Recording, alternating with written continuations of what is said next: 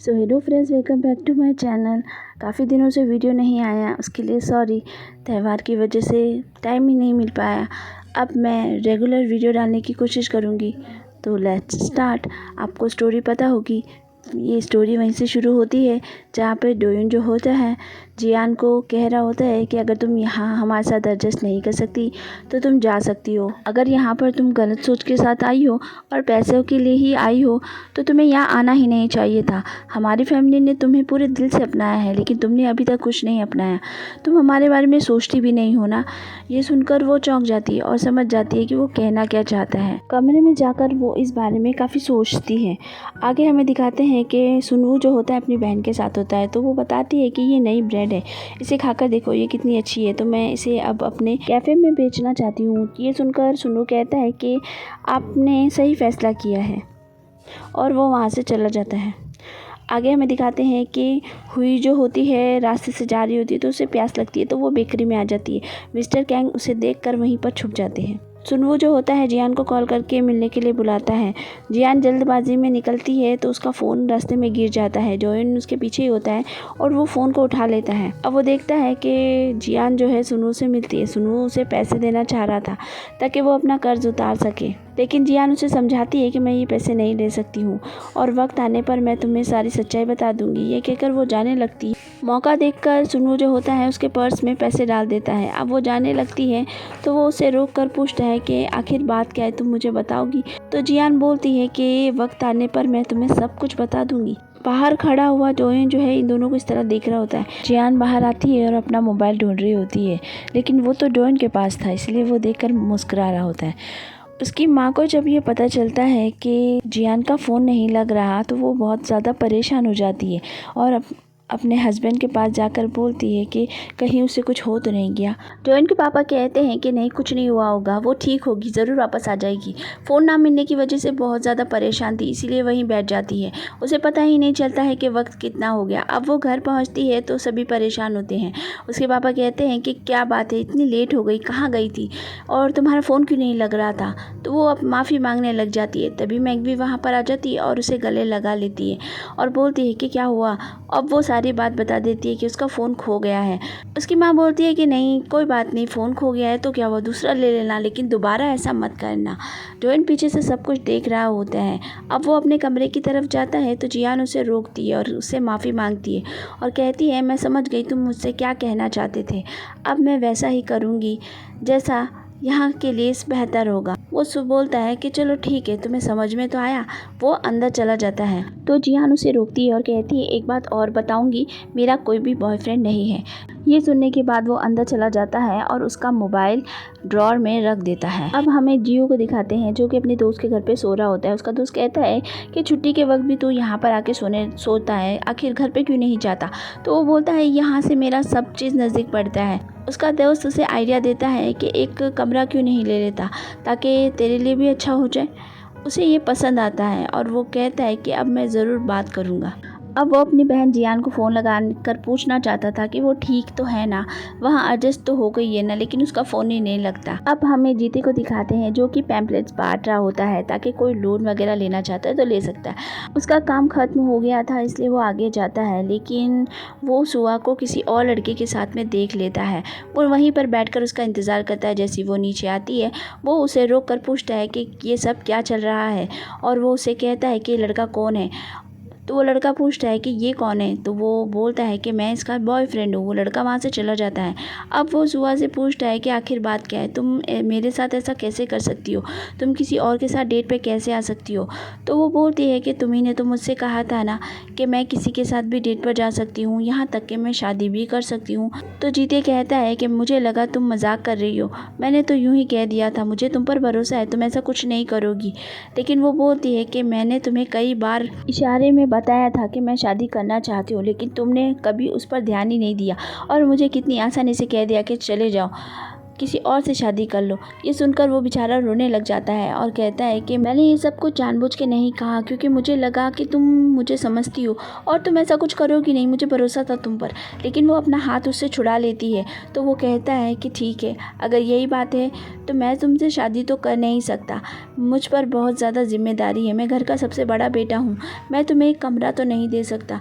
इसीलिए मैंने एक सोचा था कि मैं कभी शादी नहीं करूँगा, कभी बच्चे नहीं करूँगा, क्योंकि मैं नहीं चाहता कि वो मेरी तरह गरीबी में ज़िंदगी गुजारे। अगर ये सब सुनने के बाद तुम मुझसे ब्रेकअप चाहती हो तो मुझे मंजूर है। और वो ये कहकर वहाँ से चला जाता है और बहुत ज़्यादा रोता है। उसके पापा ने सारी बातें सुन ली होती है।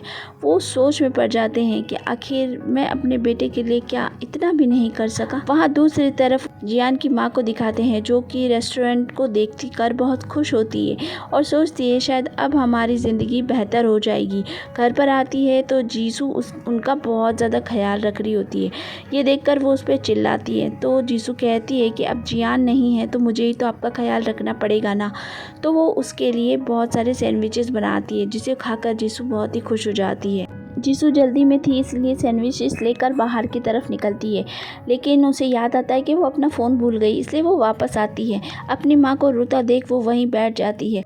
उनकी दोस्त वहाँ पर होती है तो वो जियान की बातें कर रहे होते हैं। अब वो जाने के बाद जीसू अंदर आकर देखती है तो उसकी खुद की तस्वीरें वहाँ पर होती है। ये देखकर वो चौंक जाती है कि मेरी तस्वीर देखकर माँ क्यों रो रही थी, और वो बाहर जाकर पूछ लेती है कि आखिर क्या बात है। जीसू की माँ बात को संभालते हुए उसे मना कर देती है कि ऐसा कुछ नहीं है, कभी कभी दिल रोने को करता है, इसलिए रो रही थी। वो अपनी माँ को गले लगाती है और कहती है सब ठीक हो जाएगा। आगे हमें दिखाते हैं कि जियान जो है बहुत ज़्यादा मेहनत कर रही थी, इसीलिए सभी उसे और अच्छे से समझा रहे होते हैं कि उसे क्या करना चाहिए। जियान जो होती है अपनी बहन के कमरे में जाती है और उससे वो नेकलेस मांग लेती है, तो वो उसे दे देती है। अब हमें जीसू को दिखाते हैं, जो कि ब्रेड देखकर जल्दी जल्दी वहाँ से रवाना होती है। सुनवू जो है अपनी बहन से पूछता है कि आखिर क्या बात है, इसने चेयर के कितने पैसे दिए थे। तो वो बताती है कि इसने पूरे 1000 रुपये दिए थे। ये सुनकर वो उसके पीछे जाता है और बेकरी में जाकर पूछता है और उसके 900 रुपये लौटा देता है, क्योंकि ओनर ने तो 100 ही दिए थे। वो बाहर आकर उसे अपने दिल की बात कहना चाहती थी, लेकिन वो उसे साफ तौर पे बोलने से ही मना कर देता है और कहता है कि मैं किसी और को पसंद करता हूँ, इसलिए तुम अपने आप को बेवकूफ़ बनाना बंद करो और मेरा पीछा छोड़ो। ये कहकर वो वहाँ से चला जाता है। जियान सब बात समझ गई थी, इसीलिए वो सारे कपड़े लौटा देती है और उसके पैसे ले आती है। वहाँ उसके पापा जो होते हैं वो गिर जाते हैं, उनका एक्सीडेंट हो जाता है। यहाँ पर जीते जो होता है अब सुबह से बात भी नहीं करता। वो दोनों एक दूसरे के बाजू से गुजर जाते हैं, लेकिन बोलते नहीं हैं। जियान के पापा को चोट लगी थी, इसलिए उनका मालिक कहता है कि अब तुम कुछ दिनों की छुट्टी ले लो और जाकर अपना ख्याल रखो। इसलिए वो घर वापस आ जाते हैं। वहाँ पर उनकी वाइफ को पता चलता है कि उन्हें चोट लगी है, इसलिए वो बोलती है कि अब तुम्हें आराम करना चाहिए। फिर भी इन दोनों में बहस हो जाती है और तभी वहाँ पर जीते आ जाता है। इन दोनों को इस तरह देखकर वो अपसेट हो जाता है और वापस चला जाता है। अब जीते जो होता है वो सुआ को फ़ोन करके नीचे बुला लेता है और उसके साथ बैठकर बात करता है और वो उससे माफ़ी मांगता है उस दिन के लिए जो उसने बहुत ज़्यादा चिल्लाया था। अब वो खुशी खुशी उसके साथ में ब्रेकअप कर लेता है और उसे अच्छी ज़िंदगी जीने के लिए बोलकर वहाँ से चला जाता है। दोनों इस तरह जाते हैं, बहुत ज़्यादा दुखी भी लग रहे होते हैं, लेकिन लाइफ इन दोनों के लिए क्या सोची है आगे, ये तो आगे ही पता चलेगा। जीते बहुत ज़्यादा दुखी था। घर आते ही वो बिना कपड़े बदले ही सो जाता है। उसका भाई उसे कहता रह जाता है, लेकिन वो सुनता नहीं है। आगे दिखाते हैं कि जियान पूरी कोशिश कर रही थी सबके साथ घुलने मिलने की, लेकिन कोई भी वहाँ पर इतना ख़ास घुलता मिलता नहीं है उससे। अगले दिन जियान को ऑफिस में ले जाने की तैयारी होती है, इसीलिए सभी लोग ऑफिस को रवाना होते हैं। अब हमें जीसू को दिखाते हैं, जो कि ब्रेड देने के लिए आती है, लेकिन सुनवो की तरफ देखती भी नहीं है और सीधे सीधे वहाँ से निकल जाती है। सुनवो ये देखकर बहुत हैरान होता है। दोनों भाई बहन उसे देख रहे होते हैं और वो वहाँ से चली जाती है। ही कहती है कि तुमने उसके साथ अच्छा नहीं किया। तो सुनवो कहता है कि अभी ही बोल देना सही था, आगे उसकी फीलिंग्स बढ़ जाती तो ठीक नहीं होता। बाहर जाने के बाद जीसू सोचती है कि उसकी पहली मुलाकात डेंटिस्ट के वहाँ पर हुई थी, जब सुनू ने उसकी मदद की थी। वो उसे अभी भी बहुत पसंद करती है और वो रो रो कर कह रही होती है ये कितना अच्छा है, अब मैं क्या करूं। यहाँ डोंगयॉन जो होता है जियान को सब कुछ सिखाने की पूरी कोशिश कर रहा होता है, उसे जितना होता है वो उतना करता है। डोंगयॉन जो होता है उसे बाहर का खाना खिलाता है जो कि उसे बिल्कुल पसंद नहीं आता। उसका बदन गर्म भी लग रहा था, वो थोड़ी कमज़ोर नज़र आ रही थी, इसलिए डोंगयॉन बहुत परेशान होता है। वो जाता है उसके दरवाजे तक लेकिन वो बजाता भी नहीं है और वापस आके कमरे में सोचता है कि आखिर मुझे उसकी फ़िक्र इतनी क्यों हो रही है। सुबह वो नाश्ता करती है तो वो भी खाने से मना कर रहा होता है। सब पूछते हैं आखिर तुमने ऐसा क्यों कहा, तो वो कहता है कि शायद इसकी तबीयत थोड़ी ठीक नहीं है, लेकिन वो बोलती है कि मेरी तबीयत ठीक है। अब हमें जिसू को दिखाते हैं जिसने बहुत सारी शराब पी ली होती है और वो जियान को कॉल करती है।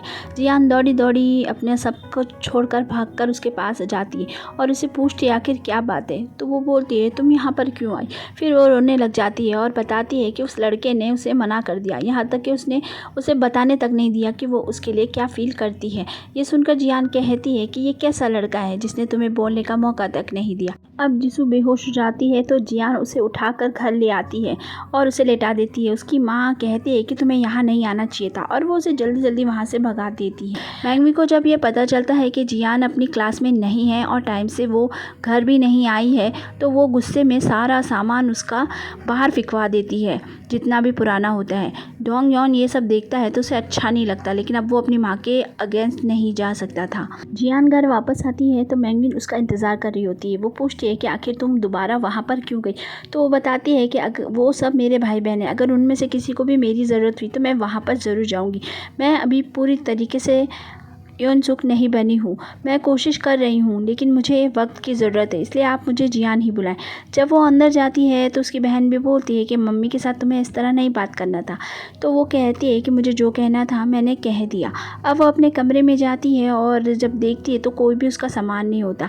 वो बेचारी परेशान हो जाती है, जाकर कचरे में ढूंढती है लेकिन उसे कुछ नहीं मिलता। अब वो बहुत ज़्यादा परेशान थी इसलिए बियर पीना चाहती थी। वो ढूंढती है तो उसे कुछ भी नहीं मिलता। इस वजह से वो दीवार कूद कर जाने की कोशिश करती है, लेकिन पीछे से डोयोन आ जाता है और वो उसे आवाज़ देता है तो उसका पैर स्लिप हो जाता है और वो सीधा उसकी गोद में ही जाकर गिर जाती है।